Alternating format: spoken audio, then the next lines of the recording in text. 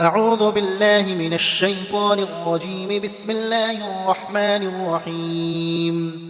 يسبح لله ما في السماوات وما في الأرض الملك القدوس العزيز الحكيم. هو الذي بعث في الأميين رسولا منهم يتلو عليهم آياته ويزكيهم ويعلمهم الكتاب والحكمة وإن كانوا من قبل لفي ضلال مبين، وآخرين منهم لما يلحقوا بهم وهو العزيز الحكيم. ذلك فضل الله يؤتيه من يشاء والله ذو الفضل العظيم.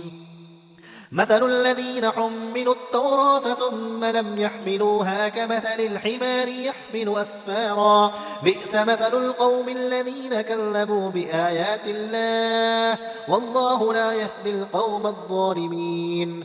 قل يا أيها الذين هادوا إن زعمتم أنكم أولياء لله من دون الناس فتمنوا الموت إن كنتم صادقين، ولا يتمنونه أبدا بما قدمت أيديهم والله عليم بالظالمين.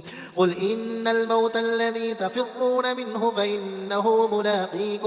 فإنه ملاقيكم ثم تردون إلى عالم الغيب والشهادة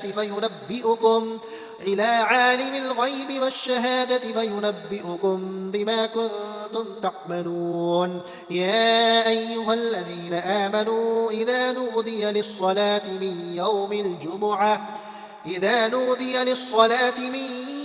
يوم الجمعة فاسعوا إلى ذكر الله وذروا البيع، ذلكم خير لكم إن كنتم تعلمون. فإذا قضيت الصلاة فانتشروا في الأرض وابتغوا من فضل الله واذكروا الله كثيرا لعلكم تفلحون. وإذا رأوا تجارة أو لهوا انفضوا إليها وتركوك قائما. قل ما عند الله خير من اللهو ومن التجارة والله خير الرازقين.